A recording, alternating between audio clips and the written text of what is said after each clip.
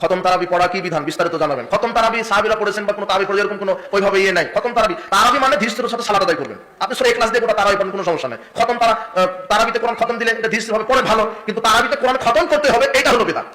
কিন্তু তারাবিতে কোরআন খতম করতে হবে এটা হলো বিদআত। খতমে তারাবি জায়েজ নয়, খতমে তারাবি বিদআত। কোরআন খতম হারাম, বিদআত।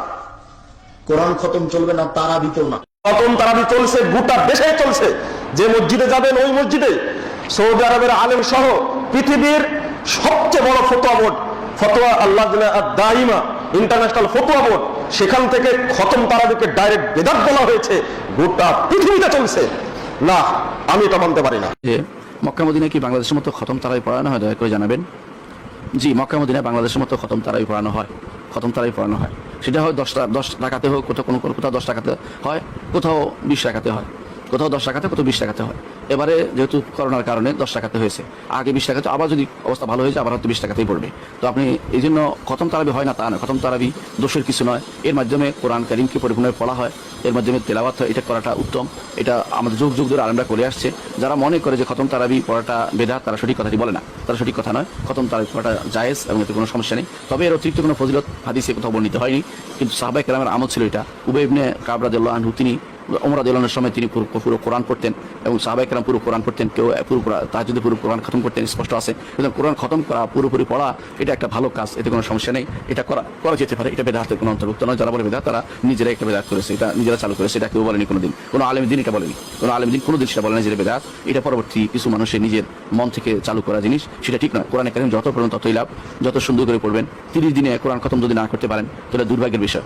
আপনি কোরআনে কারীম সাহাবায়ে সালেহিন সর্ব 3 দিনে 5 দিনে করতেন, 3 দিনে করতেন সর্বনিম্ন, 5 দিনে করতেন এবং 7 দিনে করতেন। এই জন্য 7 মঞ্জিল ভাগ করেছেন কোরআনকে, এবং এই মঞ্জিল ভাগ করার দোষণীয় না। আপনারা জানেন যে 7 ভাগে ভাগ করে কোরআন 7 দিনে তারা কোরআন খতম করতেন।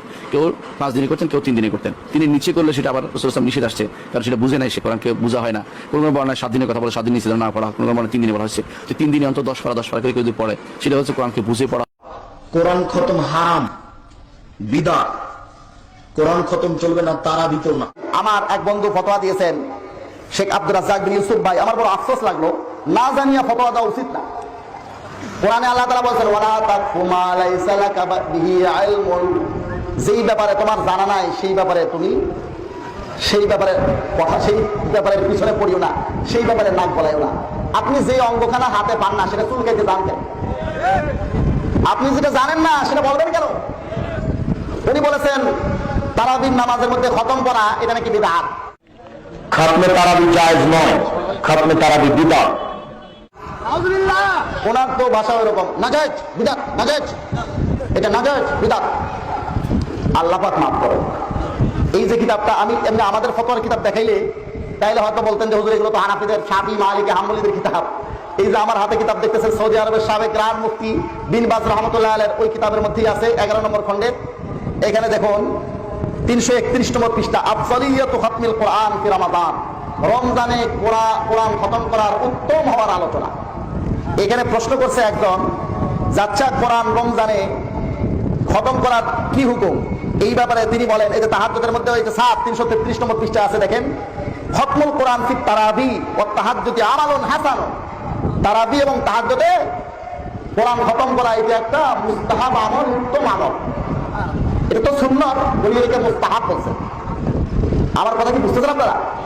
এবং এইটাকে যারা বিদআত বলে তারা এই সম্পর্কে কিছুই জানে না।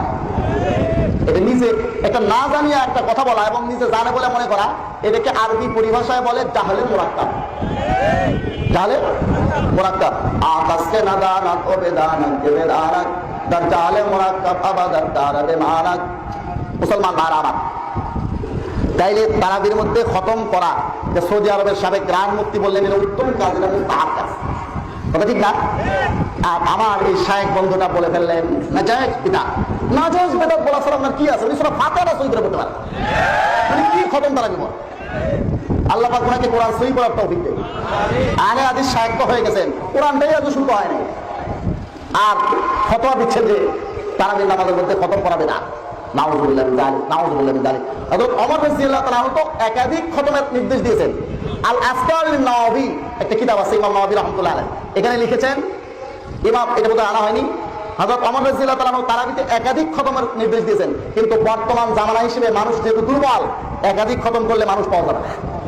একদিনে যদি তিন পারা, 4 পারা, 5 পারা, 6 পারা শুরু করে, তাহলে লোক পাওয়া যাবে। রমজানের মধ্যে একাধিক খতম হওয়া, এটাও হযরত ওমর রাদিয়াল্লাহু তাআলার নির্দেশ ছিল।